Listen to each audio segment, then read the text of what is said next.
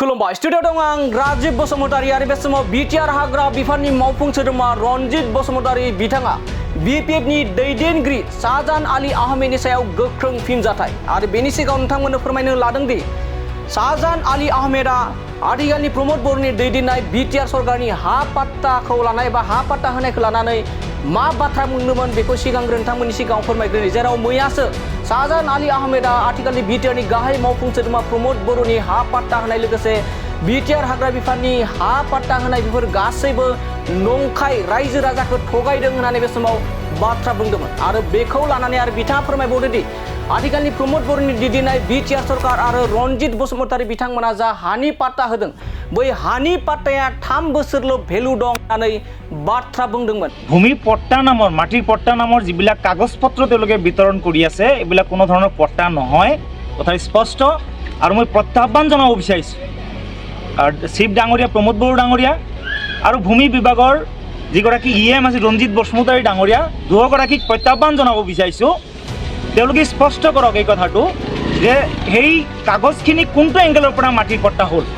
সেই কথাখিনি স্পষ্ট কৰিব লাগে ৰাইজক আৰু কিমান আভুৱা পাৰিব তেওঁলোকে প্ৰকৃতপক্ষে ল্যান্ড পলিচি 1989ৰ আধাৰত কিছুমান কাগজ পত্ৰহে দি আছে আৰু তাত স্পষ্টভাৱে এই কথা উল্লেখ আছে এই ল্যান্ড পলিচিত যে 3 বছৰ সেই কাগজবিলাকৰ ভ্যালিডিটি থাকিব नाथाय बेखौ लानानै गोख्रों फिनजाथाय होबोदों बिथां बिटिआर हाग्रा बिफाननि मावफुं सोद्रोमा रनजित बसुमतारी बिथाङा आरो बिथाङा फोरमायदों दि शाहजाहान आली आहमेदा सासे मूर्खजों रुजुजानाय सोद्रोमा होननानै गोख्रों बाथ्रा बुंदों जेराव माबेयाव लिरनाय दं जे मोनसे हानि पाट्टाया जे 3 बोसोरल' भेलु थानाय माबेयाव लिरनाय दं होननानै बाथ्रा बुंदों एबा सोंथि खालामदों जेराव बिथांखौ सासे शाहजाहान आली आहमेदखौ मूर्ख सोद्रोमाजों एबा मूर्ख सोदोब बाहायनानै बाथ्रा बुंदों बिटिआर हाग्रा बिफाननि मावफुं सोद्रोमा रनजित बसुमतारी बिथाङा दानिया फैदो बिटिआर हाग्रा बिफाननि मावफुं सोद्रोमा रनजित बसुमतारी बिथाङा थारैनो शाहजाहान आली आहमेदनि सायाव बिपिएफनि सासे लाइमोननि एबा लाइमोन गांखंनि दैदेनगिरि बिथांखौ माबायदि गोख्रों बाथ्राजों फिनजाथाय होबावदों जों बिथांनिफ्राय आबुङै मिथिना लानि शाहजाहान आली आहमेद एखेते বিপিএফৰ হৈ পেলাই যিখিনি এডভকেচি কথা কৈছে মোৰ হাতত তথ্য সহকাৰে মই প্ৰমাণ দিব বিচাৰিছোঁ যে যোৱা 2020 চনৰ 15 ডিচেম্বৰ দিনাখন যেতিয়া সন্মানীয় প্ৰমোদ বড়ো ডাঙৰীয়াৰ নেতৃত্বত আমাৰ পাৰ্টিয়ে ইউপিপিএল দলে চৰকাৰ গঠন কৰিলে এখেতৰ নেতৃত্বত আমি অহা 15 ডিচেম্বৰ দিনাখন 4 বছৰ হ'বলৈ গৈ আছে পূৰ্ণাংগভাৱে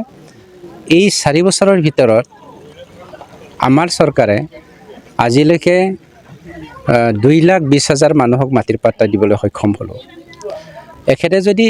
ইমান জানিও নজনাৰ দৰে মূৰ্খৰ নিচিনা মানুহৰ আগত মিছা কথা কৈ পেলাই মানুহক ভুল পথেৰে ল'ব বিচাৰিছে কেইদিনমানৰ আগতে আপোনালোকে নিজে এই কথাটো পাব্লিছ কৰিছে যে 1886টা ফেমিলিক আমি মাটিৰ পাট্টা দিবলৈ সক্ষম হৈছোঁ তেনেকৈ আমি টোটেল 2,20,000 মানুহক মাটিৰ পাট্টা দিবলৈ সক্ষম হ'লোঁ কিন্তু আটাইতকৈ ডাঙৰ কথাটো হ'ল শাহজাহান আলীয়ে মুছলমানসকলক বিটিচিত থকা 35 লক্ষ ভাৰতীয় নাগৰিক 23টা জনগোষ্ঠীক কি ধৰণে কি চিন্তাধাৰাৰে আগুৱাই নিয়াত বিপিএফৰ হৈ পেলাই কথা ক'লে মই নাজানো 2019 চনত হাগ্ৰামায়াই 1,17,000 মুছলমানক বিটিচিৰ পৰা ইভিকশ্যন কৰি পেলাই খেদি পঠিয়াব লাগে বুলি যিখিনি অৰ্ডাৰটো দি থৈ গ'ল আৰু এই অৰ্ডাৰটো এতিয়াও আমাৰ বিটিচিত আছে হাইকোৰ্টে এতিয়া যোৱা 3/6/2024 দিনাখন আকৌ আমাৰ হাতত এটা অৰ্ডাৰ পঠিয়াইছে যে হাগ্ৰামাই দি যোৱা অৰ্ডাৰ মৰ্মে 2019 চনত হাগ্ৰামাই লিখি পঠিয়াই দিয়া অৰ্ডাৰ মৰ্মে যে 1,17,000 মুছলমানক আজিৰ দিনতে এইকেইদিনৰ ভিতৰতে ইভিকশ্যন কৰিব লাগে বুলি হাইকোৰ্টৰ পৰা হাগ্ৰামাৰ হেৰিটো ফ'ল' কৰি পেলাই যিটো অৰ্ডাৰ আহিছে এতিয়া মোৰ প্ৰশ্নটো হ'ল শাহজাহান আলী ডাঙৰীয়া আপুনি কি কাৰণত ইউপিপিএল দলৰ পৰা বৈক্ষত হৈছে আপুনি নিজে মোক মনত আছে আমি ক'বলৈ নাযাওঁ কিয়নো আপোনাক এক্সপেল কৰিছে বুলি ক'লে কথাবোৰ এক্সপেল শব্দটো শুনিলে অলপ বেয়া লাগে কাৰণটো কিয় এক্সপেল কৰিছে সেইটো নিজে বুজি লওক আৰু আজি যি হাগ্ৰামাই 1,17,000 মুছলমানক ইভেকশ্যন কৰিব লাগিবলৈ অৰ্ডাৰ দি থৈ গৈছে সেই ইভেকশ্যনৰ পৰা শ্বাহজাহান আলীয়ে মুছলমানসকলক কেনেকৈ মুক্ত কৰিব পাৰে সেইটো মই প্ৰশ্ন কৰিছোঁ আপোনালোকৰ মিডিয়াৰ মাধ্যমেৰে প্ৰশ্ন কৰিছোঁ 1,17,000 মুছলমানক ইভেকশ্যন হোৱাৰ পৰা শ্বাহজাহান আলী আৰু কিছুমান 2 নম্বৰী মুছলমান এডভকেটসকলে BPF-ত যে লাগি আছে এখেতসকলে কেনেকৈ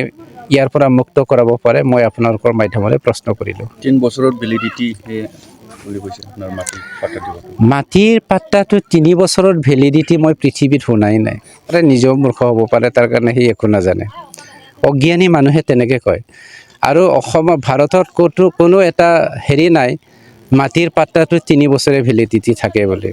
সেইটো কিবা কলমৰ কেৰিংগীত কি কয় পাউডাৰ নাকি যে সেইটো 3 বছৰ ভেলিডিটি থকা সেইটো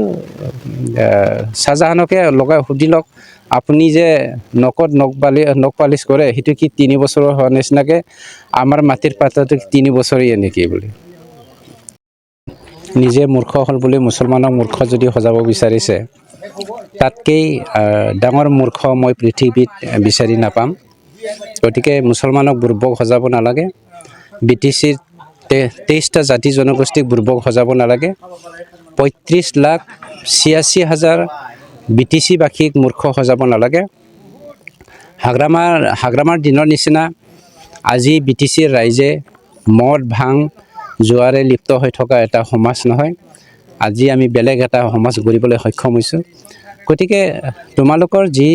চিন্তাধাৰালে তোমালোকে আজি মানুহৰ মাজত সোমাই পেলাই মিছা কি কয় কথাৰে পৰিচালিত কৰিব বিচাৰিছে এই কথা কেতিয়াও ছাকচেছফুল নহয় গতিকে নিজে মূৰ্খ বুৰ্বক হ'ল বুলি যে আমাক বুৰ্বক সজাব বিচাৰিছে সেইটো কেতিয়াও সম্ভৱ নহয় আৰু আপোনালোকে যিমানখিনি জিকি আছে সমষ্টিখন হাগ্ৰামা মহিলাৰী ডাঙৰীয়া দখল কৰিব বুলি কৈ থাকে হাগ্ৰামা এটা কথাটো চাওক কি কয় অসমীয়াত কি ধৰণে বৰ্ণাম গান্ধী পোকে খালে যেনেকৈ ফলবোৰ মানে হেৰি হ'ব নাজানে কি কয় টেকৰা লাগি থাকে হাগ্ৰামাৰ ৰাজনীতিটো টেকৰা লাগি গৈছে আৰু যিবিলাক টেকৰা লগা ফলত মেডিচিন মাৰিবলৈ শ্বাহজাহান সিহঁতে এতিয়া মেডিচিন স্প্ৰেয়াৰ হিচাপে তাত চাকৰি লৈছে তেখেতসকলে নিজে টেকৰা লাগি পেলাই মুছলমান সমাজৰ পৰা বৈক্ষত হ'বলৈ গৈ আছে